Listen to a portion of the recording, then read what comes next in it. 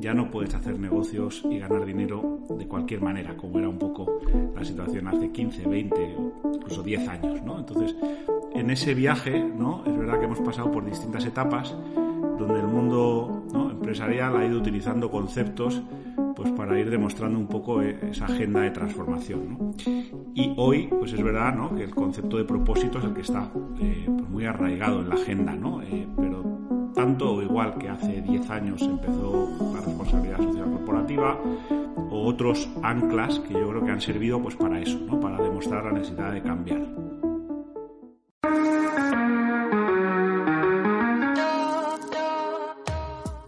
El capitán de los intangibles, navegando con la brújula de la reputación, marca y comunicación. Este es un espacio creado por y para directores de intangibles. Mi nombre es Diana Barberí y aquí hablamos de las principales palancas para crear valor a largo plazo, conseguir licencia para operar, diferenciarse, crecer en liderazgo e influencia positiva. ¿Habéis reflexionado sobre cómo llevar el timón y navegar con éxito en este nuevo ciclo económico marcado por el capitalismo de stakeholders? Hoy hablaremos sobre liderazgo y cómo dejar un legado que contribuya a hacer del mundo del trabajo un lugar más humano, sostenible y por tanto más rentable. Abordaremos estos temas junto a Miguel Mira, Business Managing Director de la agencia Abbas Media en España. Es un gusto tenerte con nosotros, Miguel. Muchas gracias. Miguel cuenta con una reconocida trayectoria profesional, avalada por sus 27 años de experiencia nacional e internacional en el sector de la alimentación y bebidas en The Coca-Cola Company. Destaca por su expertise en la transformación de negocio y la gestión de equipos directivos multiculturales y multifuncionales también. Ahora vamos a las preguntas. Se promueve constantemente el liderazgo con propósito. Sin embargo, hay autores como Daniel Goleman que defienden que el liderazgo más eficaz es el que mezcla distintos tipos de estilo: el afiliativo, el democrático, el visionario, el formativo e incluso el coercitivo. Para él, cada uno debe aplicarse en la medida justa y en el momento preciso. ¿Qué opinas sobre esta visión del liderazgo? A ver, no seré yo el que discuta a Goleman, ¿no? Pero voy a tratar de darte mi punto de vista basado un poquito más en todos esos años ya de experiencia, ¿no? O sea, yo, por abrir un poco el plano y contextualizar la conversación, yo creo que el primer punto a poner aquí sobre la mesa es la transformación que hemos visto en los últimos años de cómo hacer y gestionar negocios, ¿no? Por ser así claro y violentamente transparente, ¿no? Ya no puedes hacer negocios y ganar dinero de cualquier manera, como era un poco la situación hace 15, 20 o incluso 10 años, ¿no? Entonces, en ese viaje, ¿no?, es verdad que hemos pasado por distintas etapas donde el mundo, ¿no?, empresarial ha ido utilizando conceptos pues para ir demostrando un poco esa agenda de transformación, ¿no? Y hoy, pues es verdad, ¿no?, que el concepto de propósito es el que está pues muy arraigado en la agenda, ¿no? Pero tanto o igual que hace 10 años empezó la responsabilidad social corporativa, o otros anclas que yo creo que han servido pues para eso, ¿no?, para demostrar la necesidad de cambiar, ¿no? Y en ese contexto de nuevo de propósito, ¿no?, y que, como decías tú, está muy de moda, ¿no?, es verdad que todo eso ha ido también teniendo un impacto en los tipos de liderazgo, ¿no? Entonces, es evidente que hoy, ¿no?, pues ya ha habido un estilo, yo creo que muy claro de liderazgo que está ya, yo quiero decir, arrinconado, ¿no? Ese liderazgo pues individual, tremendamente jerárquico, autoritario. Yo creo que en ese periodo, en ese viaje, ¿no?, que hemos vivido los últimos años, todavía te lo puedes encontrar, pero ya son contadas excepciones, ¿no? Y en conexión con este propósito, pues el liderazgo actual yo creo que es un liderazgo un poquito más versátil, ¿no? Puedes expresarlo desde la parte de, como lo explica Goleman, o, ¿no?, en mi opinión, lo que ves hoy, ¿no? A mí me gusta hablar de autenticidad, me gusta hablar de honestidad, ¿no? Me gusta hablar de un liderazgo que evidentemente tiene que estar conectado con la agenda y la visión de la compañía, ¿no? Y si esas dos no están en sintonía, pues difícilmente ese líder va a tener éxito, ¿no? Ahora, de nuevo, ¿no?, que a veces nos vamos a los extremos, ¿no? Yo creo que liderazgo sigue significando algo, ¿no? Sigue significando que en algunos momentos y en un contexto donde muchas veces las decisiones se tienen que tomar más rápido que nunca, pues un líder tiene que decidir.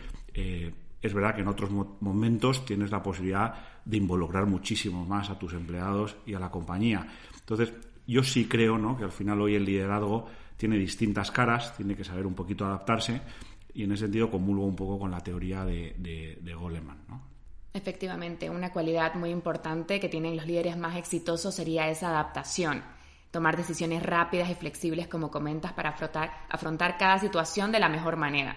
Se esperan muchas cosas siempre desde el líder, que sea brújula en tiempos de incertidumbre o que genere lazos emocionales y armonía. Otras veces se requiere que tiendan puentes de diálogo y escucha, además que impulse el desarrollo de las personas o cuando sea absolutamente necesario, en una emergencia, por ejemplo, que adopte ese estilo coercitivo. ¿Y tú qué crees que juega la inteligencia emocional en todo esto? ¿Qué papel? ¿El autoconocimiento, la autogestión, la conciencia y habilidades sociales en ese rol del líder, ¿no? Pues mira, la verdad es que si tiro un poquito de nuevo, ¿no?, de momentos vividos y de reflexiones alrededor de esto, ¿no? Hace ya bastantes años que dediqué un tiempo a entender el concepto de confianza y la importancia de la confianza en las organizaciones y entre las organizaciones y sus stakeholders, ¿no? Y una de las conclusiones que llegábamos ahí, ¿no?, era justamente esa, que era la importancia de generar vínculos emocionales, ¿no? O sea, yo creo que al final las decisiones más importantes que tomamos en la vida, casi todas, tienen que ver con las emociones, ¿no? Si tú lo piensas un poquito en primera persona y luego lo puedes abrir al plano empresarial, ¿no?, la decisión de comprarte un coche, de casarte, de comprarte un reloj, de casi todas las decisiones de tu vida fundamentalmente tienen que ver con las emociones. Luego tendemos a racionalizar, ¿no?, esas emociones, ¿no? Con esto para decirte que yo creo que al final la inteligencia emocional y la capacidad, ¿no?, que eso supone de conectar con las personas, con lo que piensan, con lo que les preocupa, con lo que les hace reír, con lo que les hace llorar, es indispensable, ¿no? A mí hace muchos años me hicieron una pregunta que no se me olvidó porque en aquel momento no la entendía y cada vez la pongo más en contexto, ¿no? Me preguntaban en un periódico hace muchos años si yo utilizaba el sentido del humor y me quedé como, pues mira, no lo sé, porque tampoco sé si soy gracioso, pero sí creo que al final hay que ser natural, hay que conectar con la gente y a veces puede ser desde el humor, a veces puede ser desde una conversación mucho más seria, pero hay que llegar al corazón de las personas, hay que llegar a entender lo que les preocupa. Y digo personas, como digo organizaciones o como digo stakeholders en un sentido más amplio, ¿no? Entonces, yo creo que la palabra emoción, ¿no?, a veces parece un concepto un poquito naif, no lo es. Está en la clave, ¿no?, de la capacidad de relacionarte, de establecer relaciones duraderas y una vez más auténticas y honestas, y tiene mucho que ver con ese concepto de generación de confianza que está mucho en el core de toda esta reflexión siempre alrededor de intangibles, ¿no? Entonces, yo creo que es clave, sin duda, en todo este contexto. Es muy importante, además, que todos hemos tenido o hemos conocido a algún jefe a los que no les faltaba ningún dominio técnico ni preparación, pero no les podríamos dar la categoría de líder porque carecían de esa inteligencia emocional. Es lo que se dice de que para ser un buen líder también hay que ser una buena persona y quizás ir un poquito más allá, ser también una persona madura y sólida, ¿no?, que tenga ese autodominio, autoconocimiento y que genere esas relaciones que tú comentas basadas en la confianza, en las emociones, admiración y respeto. Alguien dispuesto a servir, que es muy importante el servicio, y construir y cumplir expectativas de los grupos de interés. Y un largo etcétera, porque realmente es un rol vital muy importante dentro de las organizaciones. Ahora hablemos del impacto del líder en la cultura y el clima corporativo. ¿Crees que el clima y los resultados financieros y no financieros tienen una correlación? Sin duda, y no lo digo yo, ¿no? O sea, al final hay muchos estudios que, ¿no?, acaban, pues, exactamente lo que dices tú, correlacionando, ¿no?, empresas que tienen, ¿no?, un nivel más alto de compromiso, de engagement de empleados, acaban logrando mayores y mejores resultados, ¿no? Entonces, yo creo que eso ya no se cuestiona, ¿no? Yo creo que ahí la clave de eso, más que está en cuestionarlo, es en cómo administrarlo, ¿no? Desde el propio rol del líder, ¿no?, y de ese liderazgo transformacional o como lo queramos llamar, y luego de las palancas que tienes para hacerlo, ¿no? Pero el modelo ya es indisociable, ¿no? Y yo creo que está ahí además para quedarse, ¿no? Así es. Una organización donde hay colaboración, transparencia, compañerismo, buen trato y respeto, donde además se vive un propósito claro, es donde Las personas están mucho más a gusto, dan el máximo de su capacidad y se piensan 2 veces antes de terminar el contrato. Por eso me gusta mucho la frase de Simon Sinek que dice: el liderazgo no consiste en estar al mando, sino en cuidar a las personas que tienes a tu cargo. Tú llevas muchos años liderando en Europa y América Latina en distintas organizaciones. ¿Consideras que el liderazgo es transportable en cuanto a país, organizaciones y sectores? Cuéntanos un poco tu experiencia al respecto. Sí, y voy a puntualizar algo también de la pregunta anterior, ¿no? Porque has mencionado a Simon Sinek, que yo también lo sigo bastante, ¿no? O sea, me encanta, no sé si fue Simon, pero hay una afirmación por ahí que, ¿no?, dice que el liderazgo es una enorme responsabilidad y es un privilegio. Y es verdad. O sea, yo creo que tenemos que entender, y no me entusiasma a veces, ¿no?, la palabra, toda esta conversación, porque nos da mucha importancia a determinadas personas y al final las organizaciones y los líderes hay muchos, ¿no?, para que una organización funcione. Pero simplificando por un momento otra vez, ¿no?, yo creo que hay que reconocer eso, ¿no?, que tenemos una enorme responsabilidad a la hora de influir, ¿no?, en las personas, en su vida personal, profesional, que están íntimamente unidas, y por lo tanto, ¿no?, es algo a lo que tenemos que dedicarle tiempo, cabeza y el mejor conocimiento nuestro y que haya por ahí colectivo, ¿no? Entendido eso, ¿no?, al final el viaje de un líder, ¿no?, y el viaje de un directivo, si lo quieres llamar así, se va componiendo a lo largo de la vida, pues fundamentalmente de experiencias críticas, ¿no? Y hay quien dice que se nace más o menos líder. Yo soy más, en ese sentido, un poquito más práctico.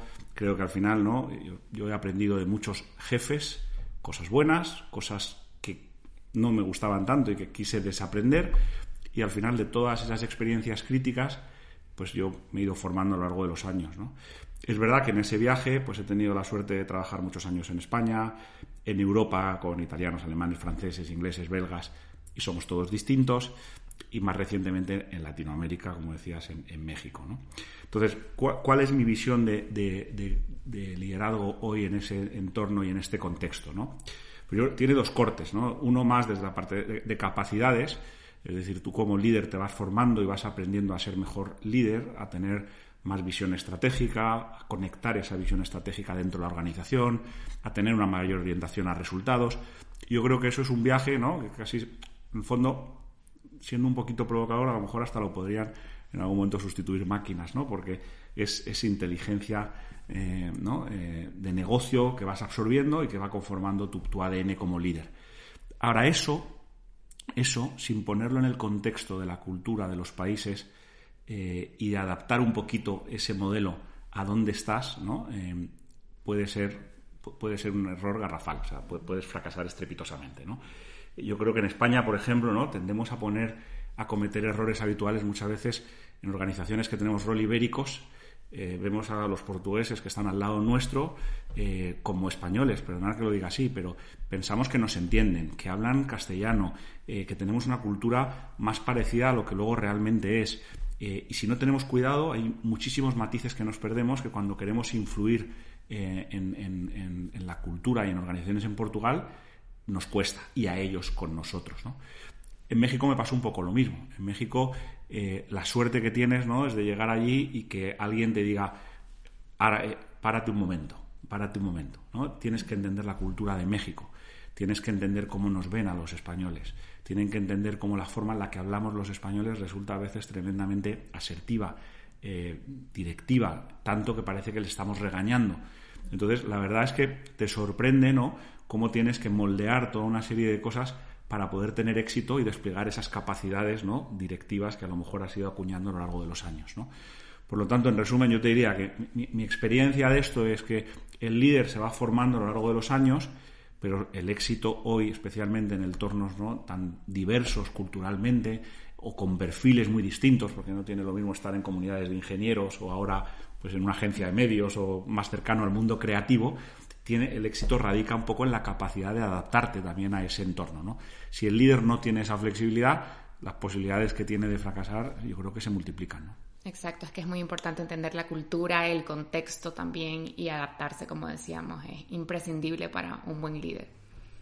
Luego hablemos sobre el fenómeno de la gran dimisión, de empleados que ha descolocado a grandes empresas y directivos en todo el mundo. ¿Por qué está ocurriendo? ¿Cómo hacer frente a ello desde la gestión excelente de los intangibles? ¿Qué opinas? Joder, pues buenísima pregunta y muy reciente, ¿no? Muy Porque reciente, es de los temas que ahora yo creo que estamos viendo todavía más interpretaciones, ¿no? Pero, de nuevo, ¿no? Yo, sin atreverme a tener una verdad absoluta, lo primero, contextualizar, ¿no? Un poquito conecta con todo lo que hemos hablado hasta ahora y es la importancia que tiene pues todos los empleados y el compromiso y el engagement en los negocios y en su sostenibilidad, ¿no? Que eso yo creo que es una magnífica noticia. Pero de nuevo, ¿no? Es que hace 15 años no era así. Y me atrevo a decir que en muchas compañías no hace 10 y todavía encontraremos algunas que lo han incorporado en los últimos 5 años, ¿no? Entonces, primer punto, yo creo que hay que entender la importancia del tema y de la agenda de empleados que correlaciona con la pregunta que estás haciendo, ¿no? Entonces, yo creo que en esa agenda, a lo largo del tiempo, se han ido manifestando señales de alarma o de, si quieres verlo, de oportunidad también en el mundo de los optimistas. Y ahora tenemos este tema que ha estallado, ¿no? Como siempre en Estados Unidos, que tienen esa capacidad de ponerle un nombre y luego extrapolarlo al resto del mundo, pues ahora se está magnificando, agrandando este concepto de gran dimisión o de gran resignación, me parece que es como lo dicen ellos, y que es verdad que lo estamos viendo en España. En España estamos viendo particularmente en los jóvenes una volatilidad, si quieres decirlo así, mayor a la que hemos visto nunca. Es decir, especialmente entre los primeros años, entre los 20, 30 hasta 35, la gente se mueve y se cambia de trabajo con una facilidad que antes no había, a lo mejor, y sobre todo por unos motivos muy distintos a los anteriores, ¿no? Voy a tratar de simplificar otra vez por tiempo, pero si hace unos años le dábamos mucha importancia a la parte económica e incluso a cuál va a ser mi futuro y un poco la parte de carrera, pues hoy en muchas de las encuestas de clima lo primero que te sale es un tema de conciliación, de yo quiero tener un trabajo que me permita vivir, que me permita hacer deporte, que me permita estar con mis amigos, que me permita viajar, que me permita ahora, ¿no? Con este otro tema que está tan de moda como es la flexibilidad laboral, que me permita trabajar desde Málaga, porque ahí está mi novia. Entonces, yo creo que se está produciendo, ¿no? un cambio de las prioridades, ¿no? de las conexiones entre los empleados y las organizaciones, y ese cambio es el que, ¿no? se manifiesta ahora a través de este concepto de la gran resignación, ¿no? Entonces, hay que abrir un poquito el plano, volver a entender un poco cuáles son las motivaciones hoy de la gente y que además ni siquiera te diría que están ahí para quedarse, porque si algo hemos aprendido de una pandemia es que ha alterado en año y medio todo el orden y el ecosistema, ¿no? Tal y como lo habíamos vivido durante décadas, ¿no? Claro, entonces no sé si dentro de 2 años va a ser así, porque estamos saliendo de una pandemia, hemos entrado en una guerra, ahora mismo es difícil, ¿no? Hacia adelante pensar qué va a pasar. Pero hoy sí, hoy yo creo que se ha visto una resignificación, este es un ejemplo, y tenemos que entender muy bien qué tenemos que hacer para mantener a nuestros empleados, ¿no? Dentro de la órbita de la organización, más comprometidos y con más ganas de quedarse y no de moverse y de cambiar de trabajo, ¿no? Creo también que una de las motivaciones de los jóvenes hoy en día es aportar algo al mundo, ese propósito que es muy importante, ¿no? Ese cuidar a las personas, a la sociedad y al planeta, que es una de las fuertes exigencias ahora mismo hacia las organizaciones. ¿Tú crees que es posible cumplir con esas expectativas y seguir siendo un negocio rentable? Sí, también te hago un pequeño, para ser un poquito provocador, ¿no? Una de las cosas que hemos visto del efecto de la pandemia es que los empleados han vuelto un poquito más egoístas, y creo que también es importante ponerlo en perspectiva, ¿no? Porque una pandemia ha sido algo muy gordo, ¿no? Pero lo que hemos visto a través de últimas investigaciones en Avas Media, ¿no? Es que al final ahora mismo los empleados y la gente te dice tu propósito soy yo. Se ha resignificado un poquito lo individual, lo cual te explica también la pregunta que me hacías antes. No quiere decir que todo el tema de sostenibilidad, como lo hemos abordado en los últimos años, pierde trascendencia, pero empieza a haber ya también, ¿no? Un poco una sensación de que eso se da por hecho que las empresas van a manejar una agencia de sostenibilidad y se ha rebalanceado un poco el peso entre lo individual y lo colectivo. Creo que es interesante, lo dejo ahí y eso es algo que ¿no? para reflexionar también. Ahora, volviendo a esta última pregunta. Mira, yo te voy a contestar a través de un concepto, no sé si está aceptado universalmente, pero yo lo he acuñado así, que es un tema de crecimiento sostenible. O sea, yo creo que ahora mismo, si miro hacia atrás y cierro los ojos de todo lo que ha pasado estos años y trato de pensar en lo que tiene que ocurrir en los próximos años en el mundo de los negocios, ¿no? pues es que necesitamos que las empresas y los negocios sigan ganando dinero, porque si no dejarían de ser lo que son, que es empresas y negocios, pero evidentemente, ¿no?, tienen que tener una agenda que asegure esa sostenibilidad. Esa sostenibilidad, como te decía antes, se ha reconfigurado, ¿no?, desde el ámbito de tus empleados como desde otros stakeholders, ¿no?, y vamos a tener que balancear todo eso, ¿no? Te pongo un ejemplo también reciente nuestro, ¿no? Nosotros medíamos hasta ahora satisfacción de clientes y satisfacción de empleados, pero por algún motivo no las veíamos juntas, ni se producían unas conversaciones que ahora están produciendo. Si yo tengo clientes altamente satisfechos, pero tengo una organización exhausta y agotada por carga de trabajo, por lo que sea, difícilmente mi crecimiento va a ser sostenible, ¿vale? Y de nuevo, ¿no?, hay que correlacionar eso con el resultado económico. Es decir, tampoco me puedo volver loco en satisfacción de clientes o en compromiso de mis empleados si al final eso no está teniendo un impacto en mis números, ¿no? Entonces, en definitiva, yo creo que donde estamos hoy, por fin, ¿no?, estamos viendo todo esto como un todo, como un paquete indisociable, ¿no? Por eso ese concepto de crecimiento sostenible me permite balancear un poquito la aproximación más tradicional, si quieres, desde los resultados a todo ese concepto de intangibles, sin el cual hoy y como un todo, pues yo creo que las organizaciones están destinadas a fracasar y sus líderes también, ¿no? Esa es la potencia y la magia del momento en el que estamos viviendo. Lo que pasa es que el entorno, como decías tú, es muy cambiante y nos está obligando, ¿no?, pues a reflexionar continuamente y a adaptarnos. Pero también lo hace muy divertido. A mí me encanta esto y creo que tenemos trabajo y retos por delante para divertirnos, ¿no? Sin lugar a dudas. Miguel, pasemos a la sección Resumen una frase. Dinos, ¿qué significa para ti el éxito? Pues probablemente dejar una buena huella en las personas que me rodean. ¿Y el legado? El legado yo siempre lo defino, y me han hecho esta pregunta a veces en universidad y me encanta, dejar, ¿no?, para las nuevas generaciones un mundo mejor del que le damos nosotros. Y eso lo puedes aplicar al mundo, que es un poco grandilocuente, o a la empresa en la que trabajas, o a tu familia, ¿no? Pero creo que tenemos que ver eso, tenemos que pensar, ¿no?, en las nuevas generaciones y no en nosotros, ¿no?, o en los que nos estuvieron antes, ¿no? Al final, la habilidad o la suerte que podemos tener es aprender del pasado para escribir un mejor presente y dejar un mejor futuro para los que vengan. Eso para mí es legado. ¿Y cuál es el líder que más admiras? Pues hay muchos, pero mira, el otro día, por ponerte un ejemplo así igual, porque tuve la suerte de participar en un evento con Obama y me encantó. Y de nuevo, ¿no?, al final creo que la admiración también pasa por poder conocer a alguien mucho, ¿no? Pues mentiría si te dijera que conozco mucho a Obama.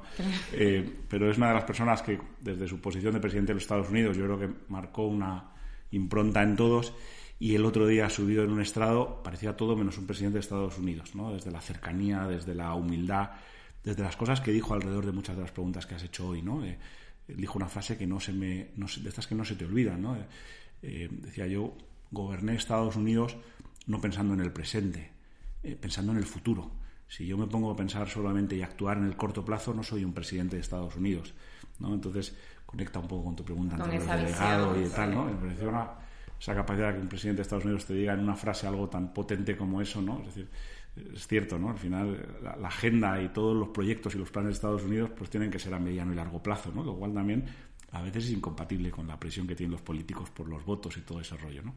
Pero sin duda alguna uno de mis líderes favoritos ha sido, la última época ha sido Obama. Tengo muchos otros. ¿Y de Global CCO como alumni? Bueno, alumni y además Sherpa ahora mismo. Sí, no sé qué, todos los días inventáis algo para darme trabajo. Pues mira, para mí fue una experiencia fantástica y soy muy fan, la verdad. Soy muy fan del trabajo que viene haciendo Ángel, todos vosotros, porque además me parece que tiene un mérito enorme, ¿no? Hace unos años erais casi como un pequeño equipo de pirómanos, kamikazes, ¿no? Y hoy tenéis, ¿no?, una credibilidad y yo diría casi una autoridad que es una maravilla, ¿no? Y sobre todo porque lo habéis conseguido a través de un concepto intangible, lo cual tiene un mérito enorme, ¿no? Porque estáis casi como vendiendo humo. Pero afortunadamente esto ya no es humo, ¿no? Yo creo que esto ya está aquí, ya es una conversación ¿no?, de rabiosa actualidad, y el único tema es que, pues como tú bien has lanzado en muchas de las preguntas hoy, el mundo está cambiando, esta agenda va a tener que seguir cambiando y nos tenemos que adaptar, ¿no? Pero yo creo que todo el trabajo que se ha hecho dentro del programa ha dotado de mucho orden y de muchas respuestas a preguntas que se hacían compañías grandes, pequeñas, medianas, familiares en España, ¿no? Y eso ha sido, de verdad, tiene para mí un enorme mérito. A mí me sirvió muchísimo en un momento determinado, en un momento muy importante de la historia de Coca-Cola en España, tener la oportunidad de contrastar opiniones y temas con vosotros y con los expertos, ¿no? Entonces, nada, yo os felicito y os animo a seguir por este camino. Qué amable, muchísimas gracias. ESADE y Corporate Excellence estamos convencidos de que los mejores directivos crean un mundo mejor. Por ello formamos a directivos como tú, con esta nueva concepción de liderazgo, un liderazgo transformador, inspirador y mucho más centrado en las personas. Gracias por tan interesante y esperanzadora conversación, Miguel. Terminamos este episodio con un proverbio chino al que me parece que merece la pena darle un par de vueltas. Los patos salvajes siguen al líder de su bandada por la forma de su vuelo y no por la fuerza de su graznido.